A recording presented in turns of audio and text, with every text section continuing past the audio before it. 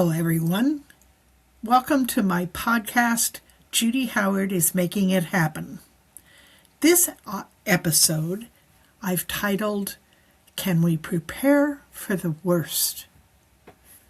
I ask this question because I hear over and over again people talking about how they are waiting. They are waiting to see what is going to happen. People want certainty. In this episode today, which is, by the way, yesterday's tomorrow, it is my goal to help you consider the opportunities available to you while you are in this space of waiting and seeing. But first, I want to share a couple stories with you. The first story is about a young couple whom I met at a New Year's Day party. I pondered the invitation that I had received from my friend. I thought, I've never been much of a party goer. I prefer one-on-one interactions best. And I would not know anyone at the party except my friend. But those were the exact reasons I decided to accept the invitation, because my intentions for the new year was to try new experiences. The majority of the 20 or more partygoers all seemed to know one another. So I was pleasantly surprised during the party. Pretty much everyone stopped and ended up introducing themselves to me. All were from different walks of life and expressed a curiosity about life that was really refreshing. And then a young couple arrived, probably in their 30s or so, with two young boys, and I guessed them to be about 5 or 6 years old. And as the party progressed, I observed the couple meet the challenges of reining in their youngsters during the party. The boys' energies were at a level of 10 compared to all the rest of the partygoers who were adult, sedate, elderly people. But I found their youth delightfully inspiring. They were full of the future that they didn't even know they owned. And anyway, the fact that the young parents had even came to the party spiked my curiosity. I introduced myself and I complimented them on their parenting skills.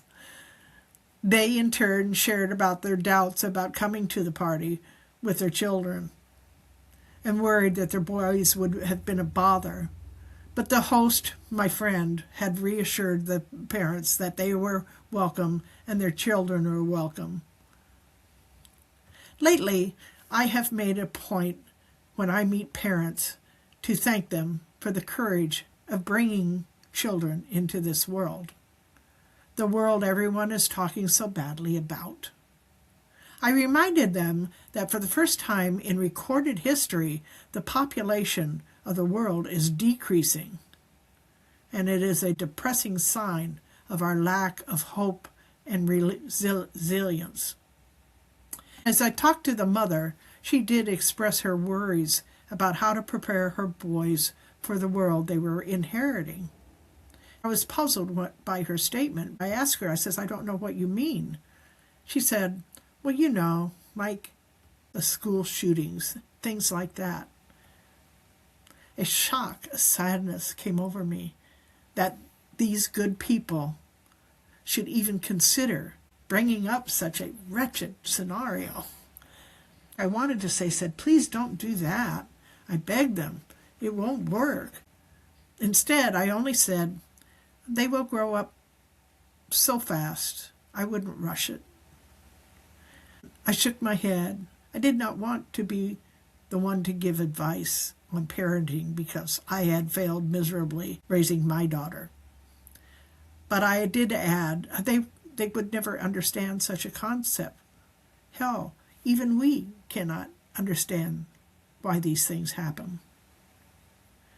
So that night, I tossed and turned, searching for the words that I could have said to this young couple that would give them some peace of mind.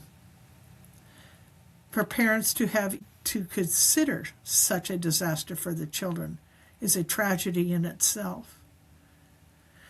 And then finally, and at 3 o'clock in the morning, the hour the universe seems to do its best work, the answer came to me.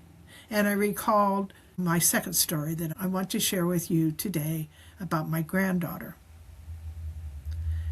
I was visiting my granddaughter and her family when she asked me if I wanted to walk with her to school to meet up with her two little ones that were just getting out.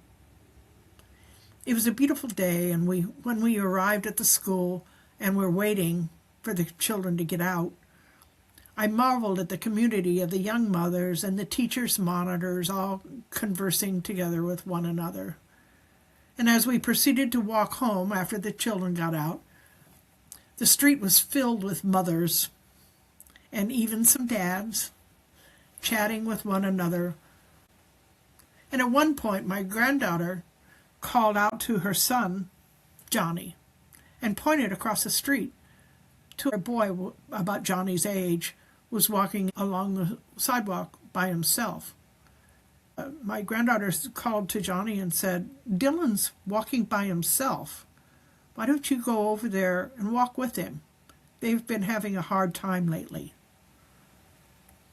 And Johnny trotted over to Dylan, and I watched as the two boys greeted one another with a nod and then continued their walk home together. And at Dylan's house, the boys gave each other a high five and a later, and then rejoined us as we continued on to my granddaughter's house, who was now making certain I was not too tired from my walk. At 3 o'clock in the morning, as I recalled this experience with my granddaughter, I thought of those young parents and their two boys. So the question this episode poses, can we prepare for the worst? My granddaughter's story is the answer to just that question. Absolutely. Even though she was probably not aware, that was exactly what my granddaughter was doing. She was preparing for the worst. She was aware of the world's climate because we had discussed it. But instead of waiting for change to happen, without really knowing what she was doing, she was preparing her children for what to do when times get tough. Today's psychologists now know that the root of almost all bad behavior begins in childhood, when a child feels unseen or unheard. And because when this happens, it leads to loneliness and consequently then to sadness and meanness. Because these children will believe that they do not matter. There is a parable. It goes like this. If the village ignores a child, he will burn the village down for its warmth. And then there is one more current quote from Victor Glover, one of the astronauts of the Artemis II, who traveled 252,756 miles around the moon and back to tell us that it is the little things that matter the most. And I quote Victor, "The purpose of humanity is joy, lifting one another up and creating together.